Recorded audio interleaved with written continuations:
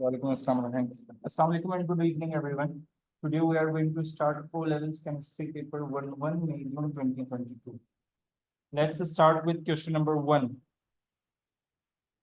Okay. A scientist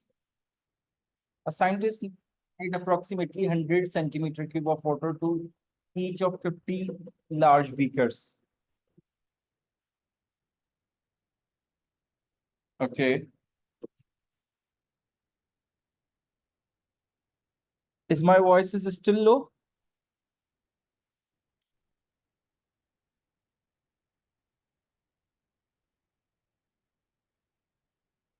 Okay. The scientists need to fill the beakers as quickly as possible. Which method should we use? See, the measurement they have mentioned approximately. So burette cannot be used because it is for accurate. Gas syringe is for gas, so it's wrong. A and B goes wrong. Graduated pipette, it's for accurate measurements. So A, B, and C goes wrong. Yes, very good, Zainab. So D is our correct answer.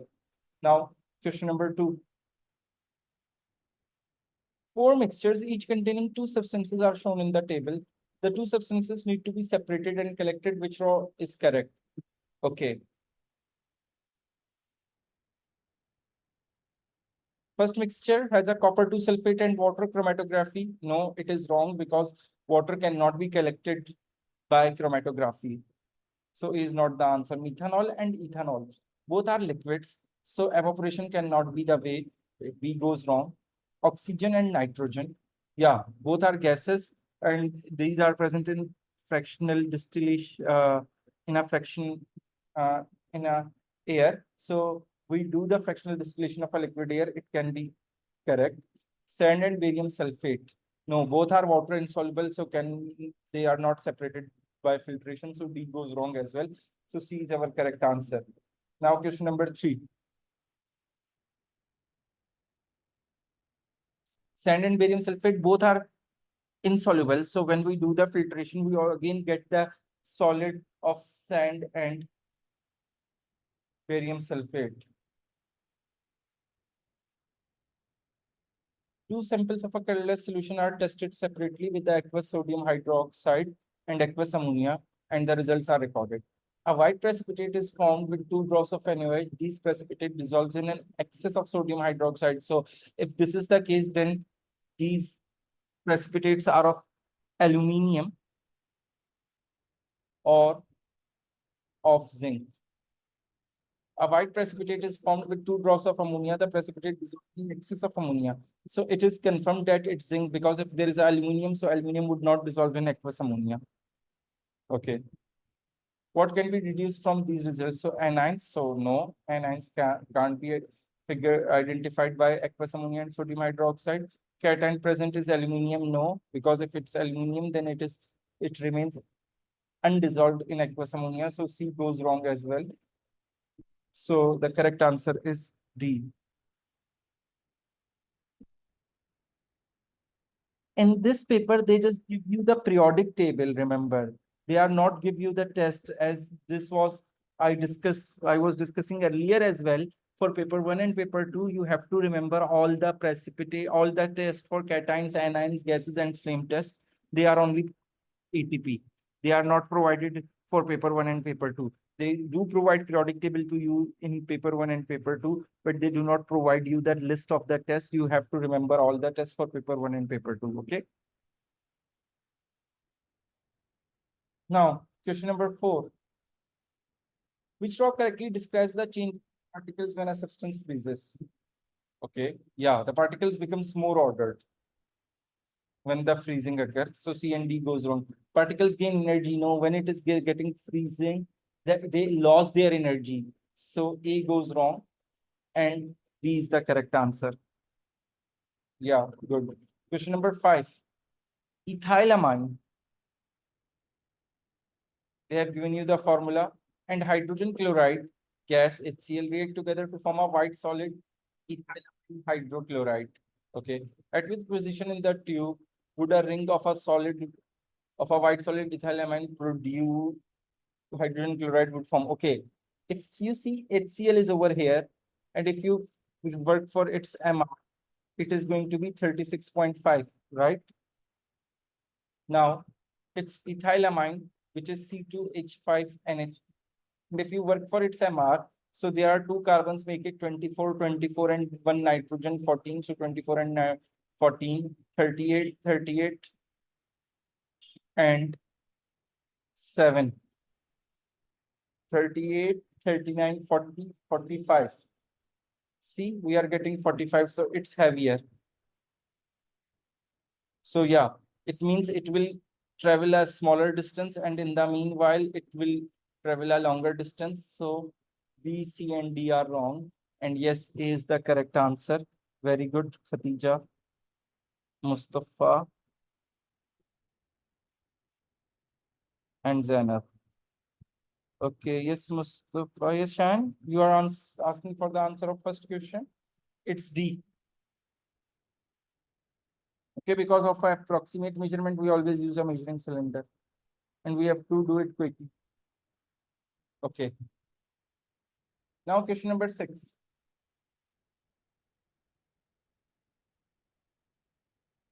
Two particles have the symbol. Okay. Which statement about these particles is correct? One is iron ion, 2 positive ion, and the other one is cobalt 3 positive ion. They contain the same number of electrons. Okay. If it's 26 and 2 positive, which means 24 electrons, and it's 27 and 3 positive, which means 24 electrons. Yeah, this is correct. They contain the same number of neutron. So for a neutron, you have to subtract 54 minus 26. So 14 minus 6, 8, and 2, 28. And here 59 and 27. So 2, 32. So C, B is wrong. They contain same number of protons. One has 26, one has 27. So C goes wrong. They do not contain the same number of protons, neutrons, or electrons. That is also wrong because they have a same number of electrons, right? So A is the correct answer. Now, question number 7. Two isotopes of chlorine are chlorine 35 and chlorine 37.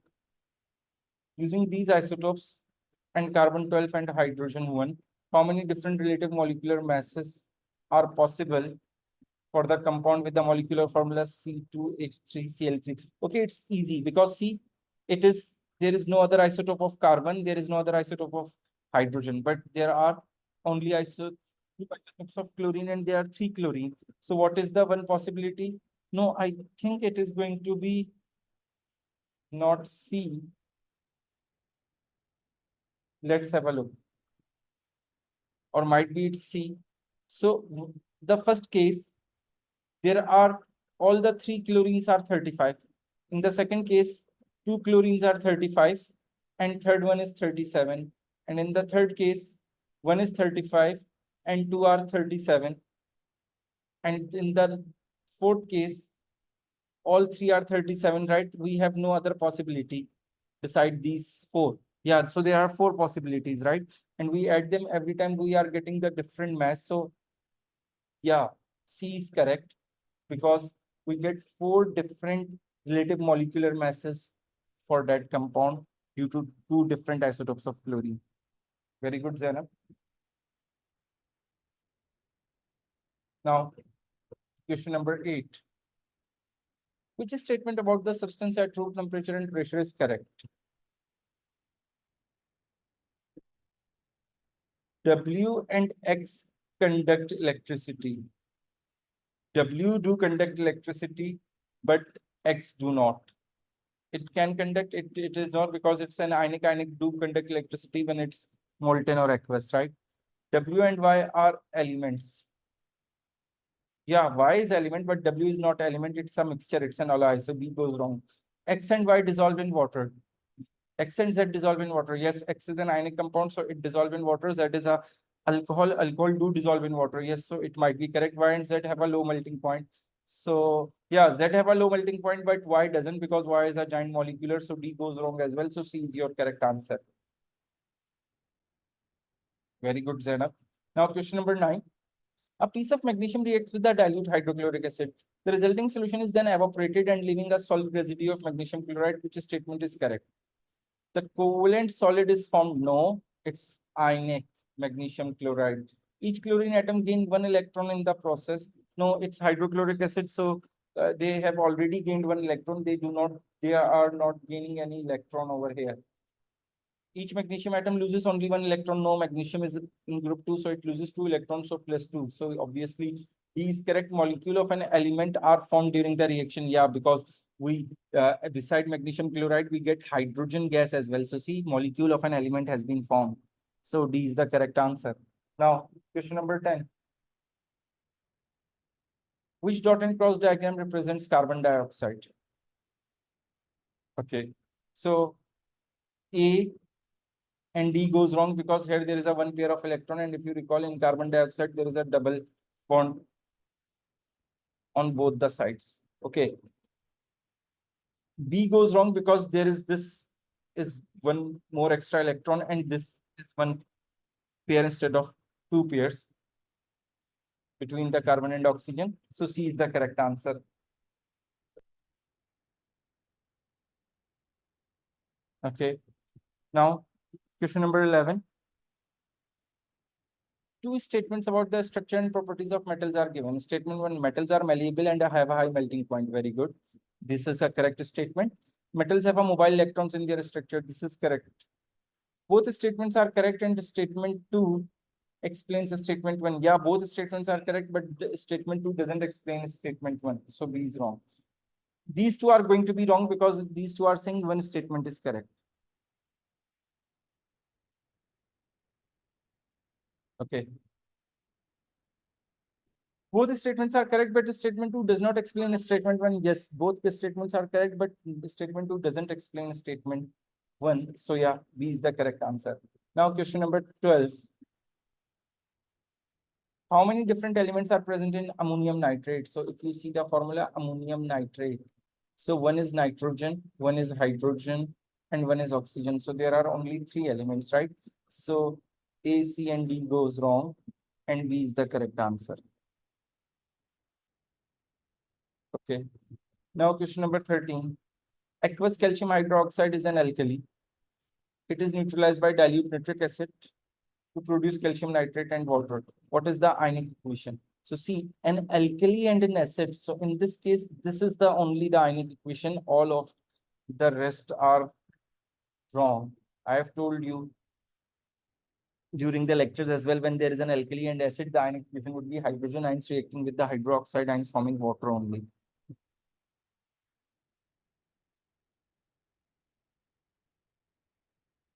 Now, question number 14. The relative molecular mass of liquid Z is 60. Z contains 40% carbon, 6.7% hydrogen, and 53.3% oxygen, which shows correct empirical and molecular formula of Z.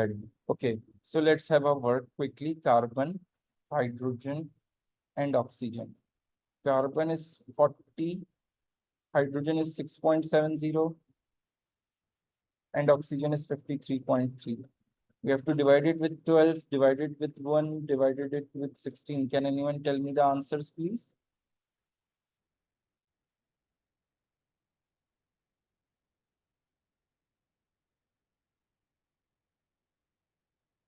Okay, carbon is 3.33.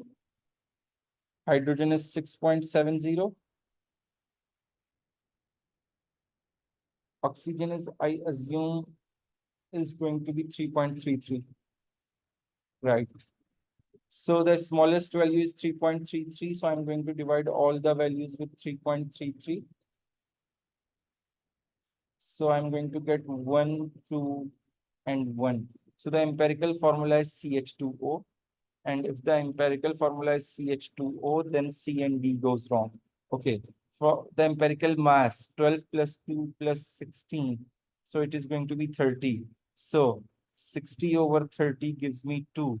So the molecular formula is going to be CH2 twice, which is C2H4O2. So this goes wrong, and B is my correct answer. Is this clear?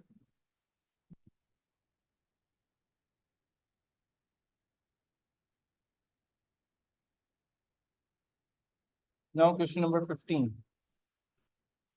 How many tons of aluminum oxide are required to produce 27 tons of aluminum? Okay. So let's have a look at the formula of Al2O3. It is going to produce how many moles of aluminium? 2 moles of aluminium. So it means the mass of aluminium produces twice of 27 from Al2O3. And if you add it, its Al2 is 56 and 48. So 56, 96. Is it 104? Can anyone confirm me its MR? Is it going to be 10 or 102?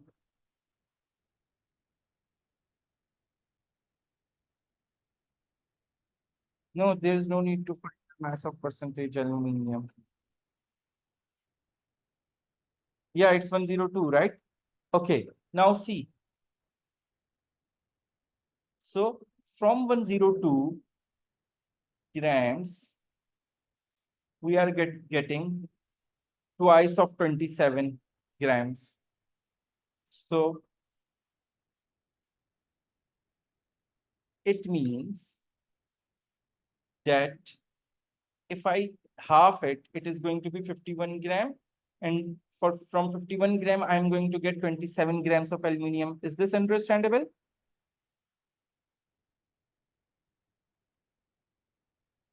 So if it's 51 gram of aluminum oxide, I will get 27 gram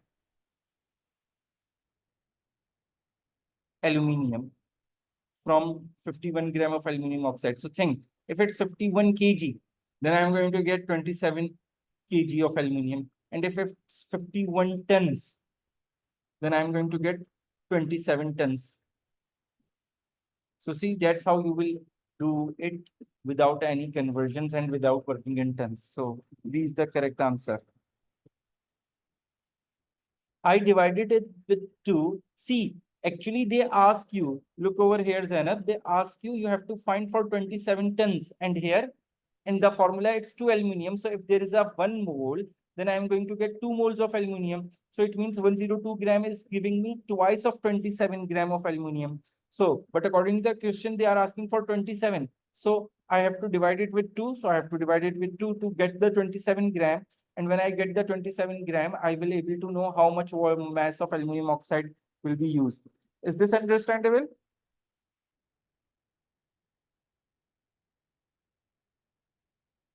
Okay. Now question number 16. Lead to bromide is electrolyzed using inert electrodes. Okay. A brown gas is seen at a positive electrode. Yes, because bromide is negative, so this can be an answer. Electron passes through a solution from one. No, electrons would not pass through the solution. Only ions would pass through the solution. Ions passes through the circuit. No, ions would pass through the solution. Lead two ions are oxidized. No, they are already in their oxidized form. So they gain electron to turn into lead metal. So they has been reduced, not oxidized. So D, C, and B are wrong, and A is the correct answer. Is this clear to all of you?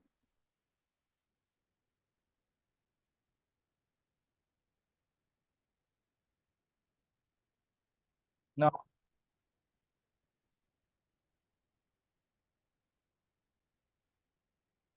question number 17. Compound X is a sodium iodide.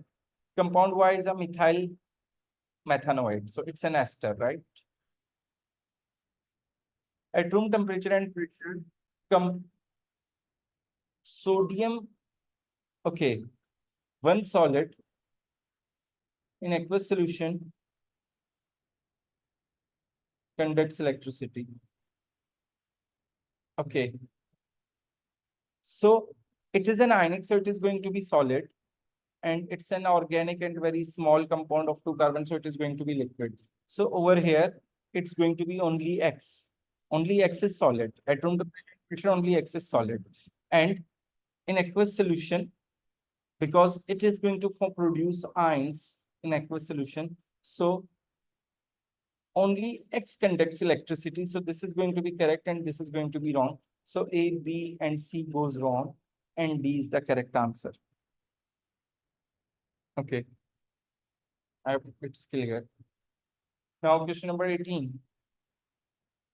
For the forward reaction of a reversible reaction, the enthalpy change of a reaction is minus 50 kilojoules, and the activation energy is positive 60. Okay. So they are saying for a forward reaction,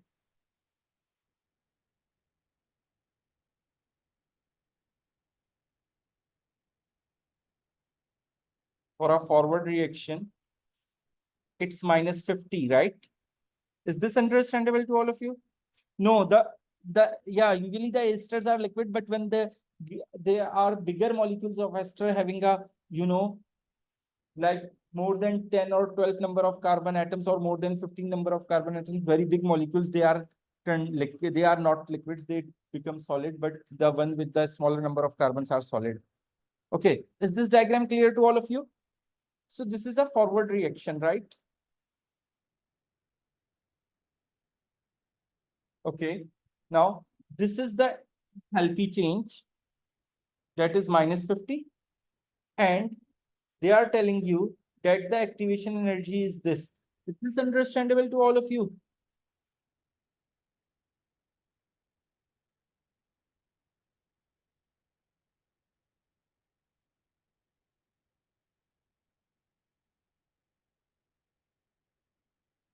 Yes, very good, Zainab. So see,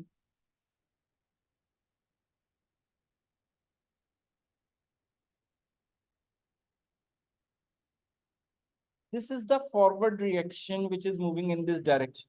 So when then obviously the backward reaction is like this. And they are asking for the activation energy. So activation energy would be from here till here. So in this case, this is becomes positive 50, and it is already positive because it is moving upward. And when we move from here like this, so its direction changes, so it becomes positive as well. So both the values becomes positive, so positive 60 plus positive 50. So the activation energy is going to be positive 110. Very good, Zainab. So A, B, and C goes wrong, and D is the correct answer. Is this clear to all of you?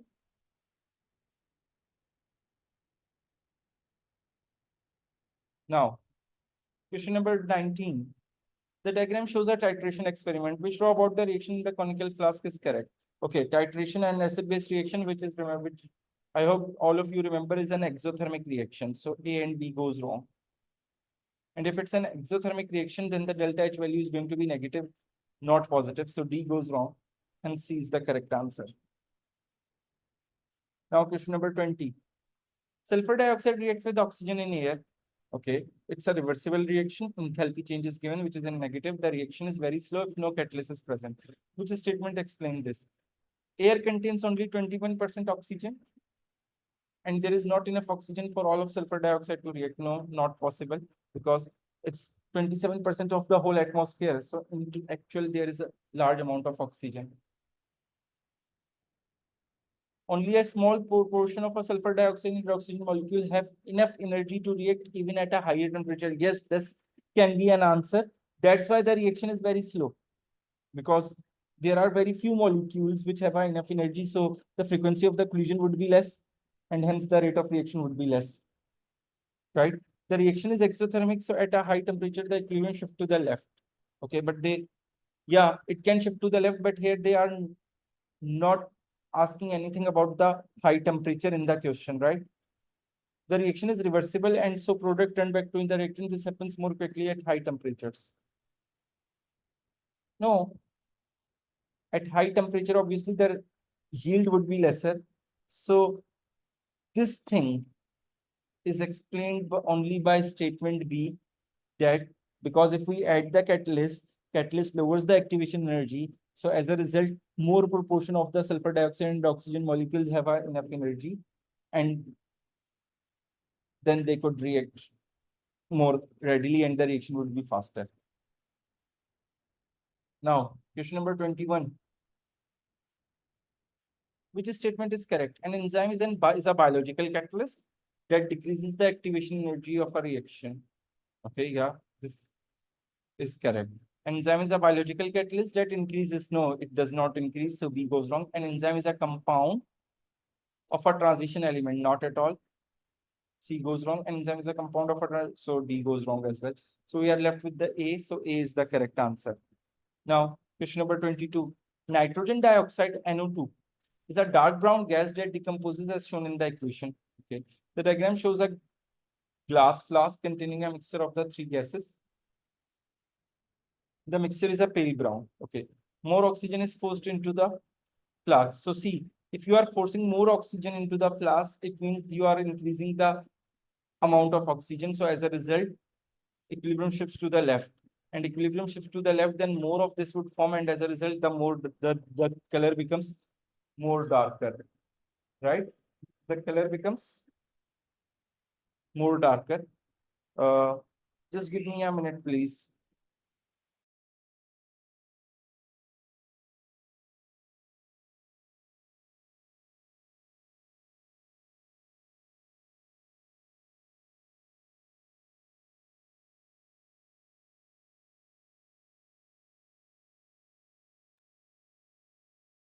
Okay. Which color change is seen in the mixture?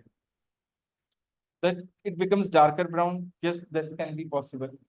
It becomes paler brown. No, because the reaction is moving towards backward. More NO2 would form. So NO2 has a dark brown. So the dark brown color dominates. It turns colorless. Not at all. There is no change. Wrong. So B, C, and D goes wrong, and A is our correct answer. Yeah, but Khatija, we are increasing the oxygen. So when the oxygen increases, what happens to the equilibrium? It's a reversible reaction, isn't it? So when the oxygen is increased, we increase the concentration of the product, so the equilibrium shifts to the back. And when the equilibrium shift to the back, more NO2 will form, and as a result, color becomes darker brown. Is it clear to you, Khatija? Yes, Shayan? No, esters are not solid. Esters, the bigger esters with the with a more number of carbon atoms, like more than 10 or more than 15, are like solids. Otherwise, the smaller number of carbon containing esters are usually solid liquids. Okay. And obviously, it's a covalent compound, so there are no free electrons, so it will not conduct electricity. Okay. Okay, Shayan, is this clear?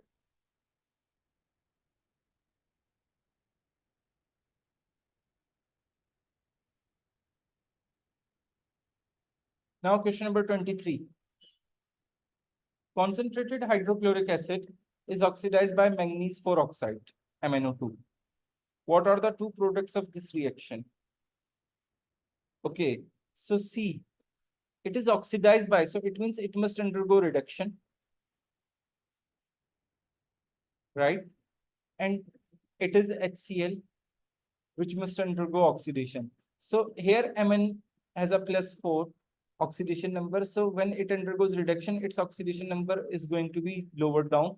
So if you see, you have two options, +6 and +2. So obviously it's undergoing reduction. So its oxidation number is going to be gets lower. So +2, not +6. So C and D goes wrong.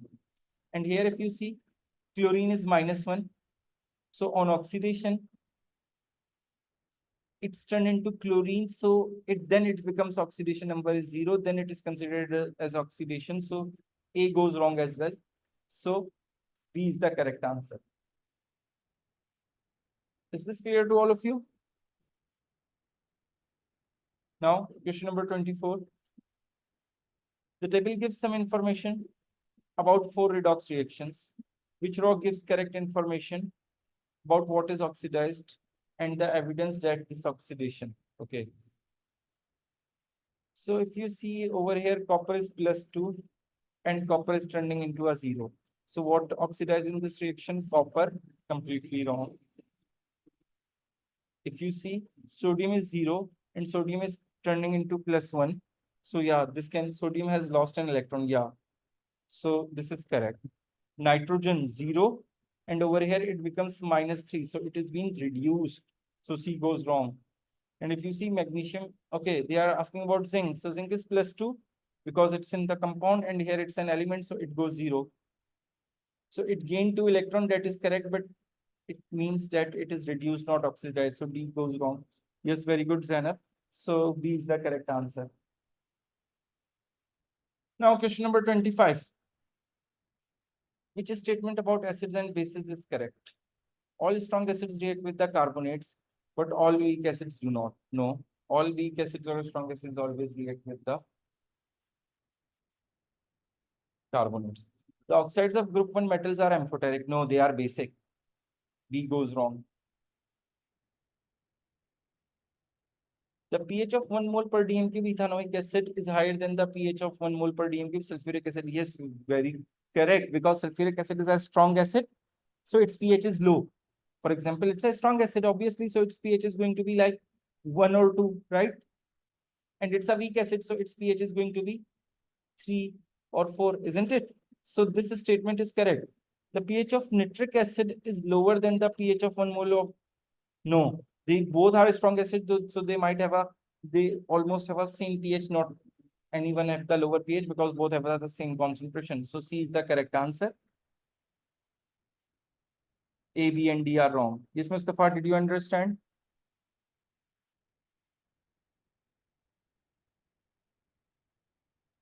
Okay.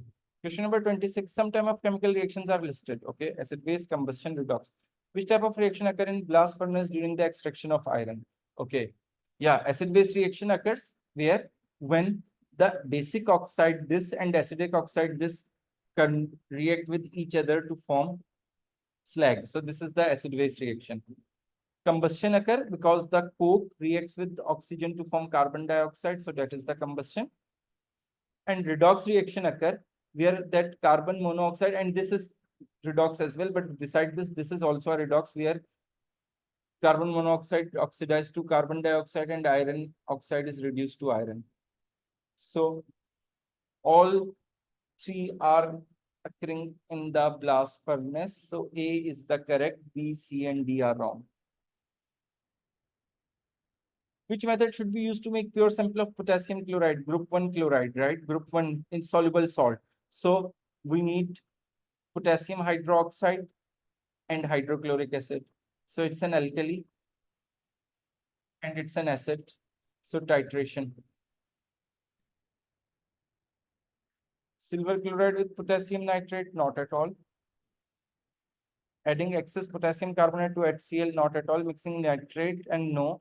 See, titrating D. So D is the correct answer. For group 1 metals, we usually do titration. Okay, I think my screen is stuck.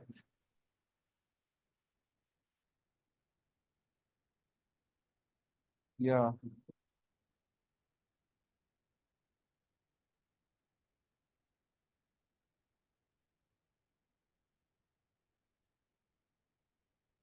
Now question number 28. A pure sample of a lead sulfate is made by reacting aqueous solutions of two salts. Yeah, it's a precipitation method because lead sulfate is water insoluble. The lead sulfate formed is then separated by the mixture. Okay. So, no. Which solutions and methods? So method is filtration, not crystallization. So A and C goes wrong. Okay. We need the soluble salt of lead. So lead chloride is water insoluble. So B goes wrong. Yes, very good, Ahmed. So D is the correct answer. We need a lead nitrate, potassium sulfate, and as a result, we get lead sulfate. So D is the correct answer. And lead sulfate precipitates out. So we will filter it. Question number 29. Which statement is correct? A food can be preserved by using sulfur dioxide. Yes. In contact process, oxygen reacts with sulfur to make sulfur trioxide. Yeah. No, not sulfur, it's sulfur dioxide. So B goes wrong. Sulfur dioxide is used to kill bacteria and present in wood pulp. Yes. No, it bleaches wood pulp, not kill the bacteria. Sulfuric acid is used as a bleach. No. So A is the correct answer. Okay, it's basically this paper is from 2022, and till then there is a sulfur dioxide is the part of the syllabus, but now it's not. Question number 30. Element wise in period 3 of the periodic table, it forms a chloride that is liquid at room temperature. So if it's liquid at room temperature, which indicates that it's a simple molecule, right? And if it's a simple molecule, so it's a simple covalent bonding and simple molecule, which shows the correct information about the group number and the nature of the oxide. Okay, it's not from group 1 and 2 at all because it's not liquid. Group 4 oxides are usually, if you recall, they are gases like carbon dioxide, and they are not amphoteric as well. So C goes wrong. So we are left with D only, that it's group 6 oxide, which can be a liquid at room temperature, and obviously it's a non-metal oxide, so it's a solid, so it's an acidic in nature. Now question number 31. Which gases are used in light bulbs? Okay. Argon is used. No, not oxygen is used, because there is a there is a metal inside. So if there is oxygen, so oxygen can corrode it. So if two goes wrong, so B and D are wrong. Yeah, neon is used as well. Neon lights, right? So A goes wrong as well. So C is the correct answer. Question number 32. The carbonate of metals W, X, and Y are heated and the results are shown. Okay, color of a carbonate, white. Given, okay, yellow when hot, white when cold. Okay, so this is the case with the zinc carbonate. Green, given off color after heating. So this is the case with, remember, copper carbonate. Copper carbonate is black in color or is green in color, and copper oxide left is black in color. So same happens that zinc carbonate is white, and this, the solid zinc oxide, is white, but on heating it is yellow. That's white, no, and no change. So it means it's of group 1, because group 1 carbonate doesn't decompose. These experimental results can be used to write the statement about W, X, and Y. The carbonate of W and X gave off carbon dioxide on heating. Metal X and Y are less reactive than W. Yes, W is of group 1, so they are less reactive. X could be a copper, yes. So which statement are correct?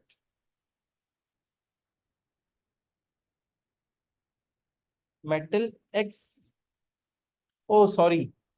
Metal Y is more reactive. No. X and W are less reactive than Y. So 2 is wrong. Yeah. So C is the correct answer, because Y is of group 1. So obviously Y is the one which is more reactive than W and X. Now question number 33. The diagram shows an experiment to determine the percentage of oxygen in air. The diagram shows the correct level of water after the candle stop burning. Okay, what is the level of how much carbon dioxide, so how much oxygen is present in the air? It's around 21%. So see, if you scale it 100, then how much is a 21%? So this much is a 21%, this much oxygen has been combusted with the, and as a result, the water level rises up. So A, B, and D goes wrong, and C is the correct answer. Is this clear to all of you? Now question number 34. Two statements are given. The percentage of carbon by mass is greater in methane than in butane. Okay. Butane is one of the two isomers with the molecular formula C4H10. Yeah, this statement is correct. First, we have to check this one. Methane is CH4 and butane is C4H10. So over here, its percentage of carbon is going to be 12 over 16 times 100. And over here, 12 times 4 makes it 48. 48 over 58 times 100. So can anyone calculate the percentages and tell me the values to assure that methane is 75? Okay. What about C4H10?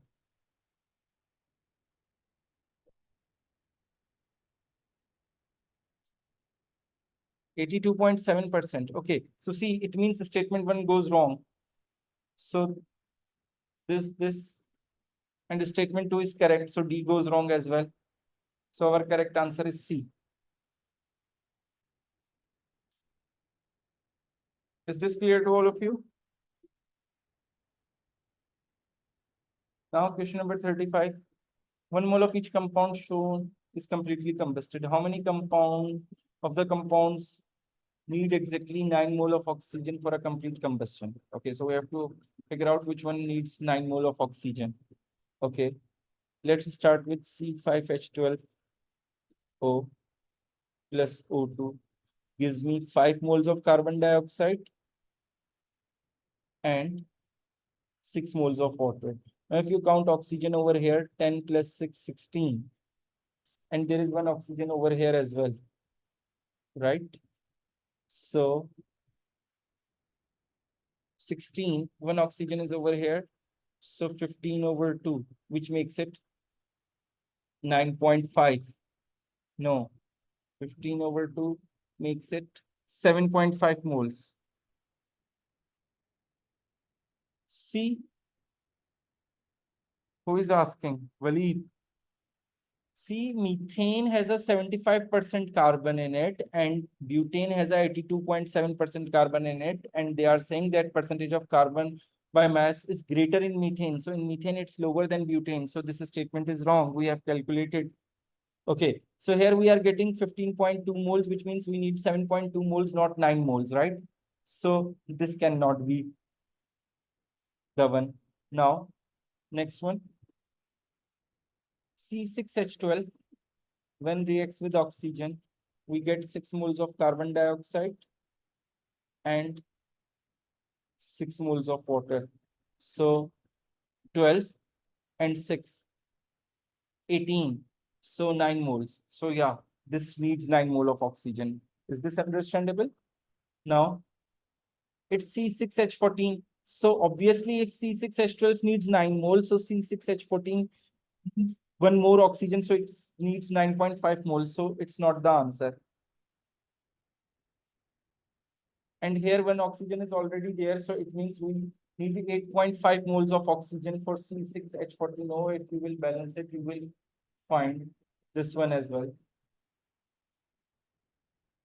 Okay, let's check.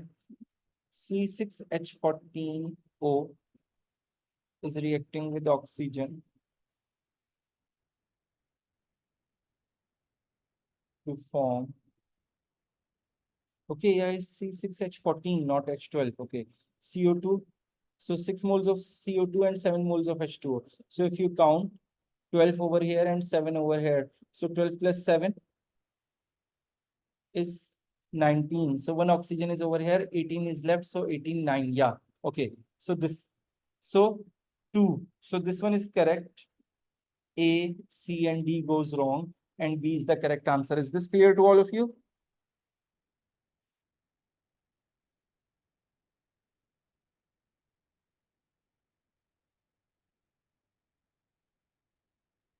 Okay. Now question number 36. The reactants and products of two reactions are shown. Okay. C3H6 plus H2O. So it is going to be an alcohol because it's an alkene, C3H6CnH2n. And with alcohol, it is going to be, with water, it is going to be form alcohol, so C3H7OH. So C3H7OH. Okay. Which law correctly describe these two reactions? Identity of compound X, it's a propanol, right? So A and B goes wrong. Conditions for reaction 1. For reaction, obviously we need a heat and catalyst. Reaction 2 is combustion, not a decomposition, right?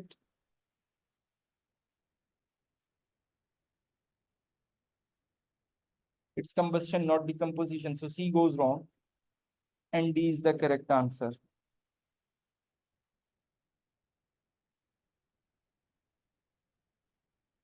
Is this clear? Now question number 37. Which statement about carboxylic acid is correct? All carboxylic acid include group. Yes, every carboxylic acid has this group. There is no doubt. Ethanoic acid reacts with both copper 2 oxide and copper. No, acids not react with copper, so B goes wrong. Methanoic acid formed by bacterial oxidation is present in vinegar. No, in vinegar we have ethanoic acid only. Propanoic acid decolorizes as required potassium magnate. No, because it's not oxidized. Potassium magnate can be decolorized by alcohol only. So A is the correct answer because every carboxylic acid has this group in it. Okay. Now question number 38. The structure of an ester is shown. What is the name of this ester? Okay, see, this is C double bond O. And how many carbons it has? 4 carbons. So it means it is going to be butanoate, right? So butanoate and butanoate. Propanoate, propanoate. So D and B goes wrong. Now see how many carbons over there? 3.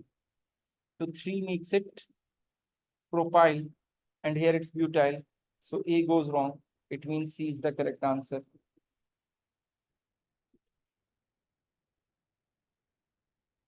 Is this clear to all of you?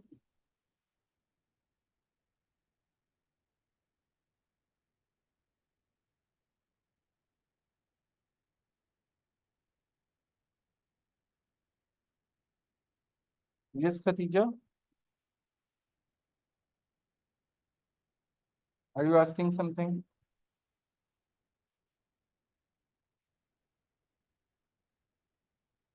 Yeah, neutralization reaction is always exothermic, Shaya. 39. Polythene is found by addition polymer, right? Addition, addition, addition. So D goes wrong of ethene. The formation of nylon and terylene are the example of condensation polymer. Okay. Proteins contains the same dash link as nylon. So that is an amide link. So C goes wrong. Fats contain the same ester link. Okay. On hydrolysis, protein forms amino acids because amino acids are the building block of proteins. So A is the correct answer. Yes, very good, Mustafa.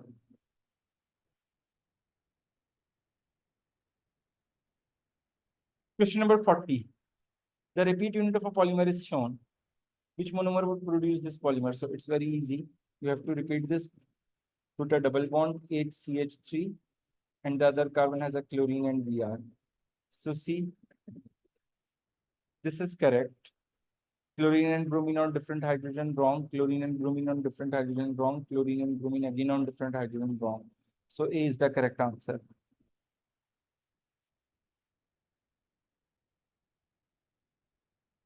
Is this understandable? Yes, very good, Rahim. Zainab, it's not D, it's A. See, they just flipped these two positions to make you confuse. You have to see that on a carbon atom, if the two groups are same, and on the other carbon atom, if two groups are same, then that is the monomer. Okay.